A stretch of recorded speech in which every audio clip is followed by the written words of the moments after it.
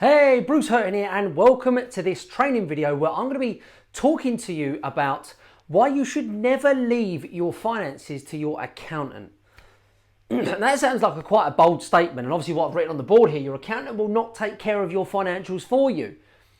That is not their job. Now that sounds crazy, me saying that an accountant's job is not to take care of your financials. But the misconception that we have as business owners, as trade business owners specifically, is that when you get an accountant on board, when you pay an accountant a certain amount of money on a monthly basis or a yearly basis, you're effectively ticking the financials box for your business, and effectively you're done. You can now pack that up and you can put it to one side because it's being taken care of by someone else because you're paying them £100 a month or you're literally paying them £1,000 a year, whatever that may be. The accountant, all the accountant will do is take your shoebox or take your receipts or whatever that may be at the end of the year, tell you about 3 or 4 weeks later that you haven't made a profit, or you have made a profit by sheer luck, and this is what you need to do going forward. Make more money, or what you need to pay this tax, whatever that may be.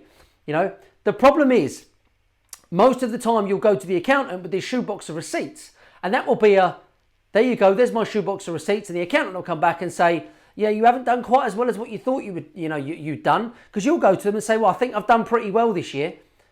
They'll come back and go, you've only just broken even. And you're like, well, what is going on? Why have I only just broken even?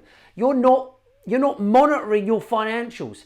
Effectively, what you should be doing is going to the accountant and saying to the accountant, I've made a 52% gross profit margin this year, and I've made a 20% net profit margin. The figures are this. Here's my zero account.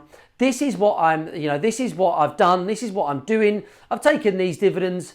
This is how it all plays out. They then wrap that up into a neat little binder with a 20-page document, and then send it off to Companies House if you're limited. If not, they just give you, your yearly accounts and let you be on your way. So that is the way it should be. Please don't think that getting an accountant on board is going to sort out your finances. Sorting out your finances and being in control of your finances is taking care of your cash flow on a daily basis. It's taking care of your monthly profit and loss on a monthly basis, but looking at it on a weekly basis. Looking at your figures as much as you possibly can. Understanding where your business is and if you need to make price jobs for a higher margin.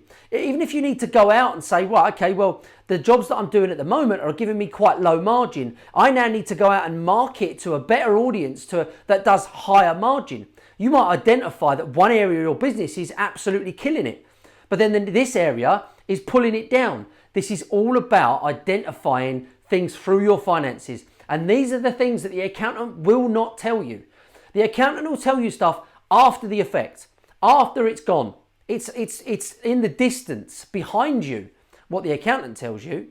What you need to be doing is looking ahead as well as behind you. Right, this is what I've done here. Right, ahead, that tells me haven't done very well. So this one's going to be like, right, okay, we're going ahead. I'm going to change things. I'm going to increase our margins. I'm going to increase our prices.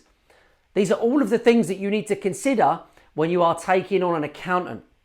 The way I describe it is you need to be at the helm of your financial ship. You need to be the person that's in control of your finances. You need to be determining what margin that you are charging in your business. You need to be determining what margin you want to make in your business. You need to be determining what your hourly rate is based on research, based on what you need. Not sticking your finger in the air and saying, okay, well, a matey around the corner is charging £60 an hour, so that's what I'm going to charge as well. That's not the way you do it. Your figures are going to dictate what you charge and the profit margin that you make. So you have to be in control. Do not allow the accountant to take this on and then you think everything's being done. They will not do it. If you want an accountant to do this, you're going to pay them a full wage, because then they're going to have to sit there and deal with this stuff on a quite a regular basis. No accountant is going to do that for £100 a month or £1,000 a year. All they're doing is wrapping it all up for you and telling you what you should already know. Okay, so that is it from me. I am literally just in this video telling you and enlightening you that the fact that thinking that you can actually get an accountant and tick that financial box is effectively what we call management by abdication. And it's literally handing it over and saying, well, you're an accountant, you do the accountancy thing, or the accounty thing, whatever you want to call it.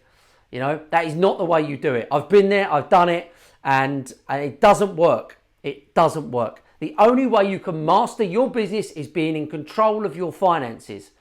Know your finances, know your business.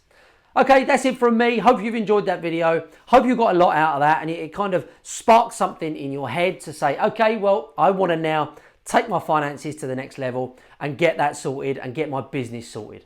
Okay, that's it from me. Hope you enjoyed that. Take care. Bye-bye.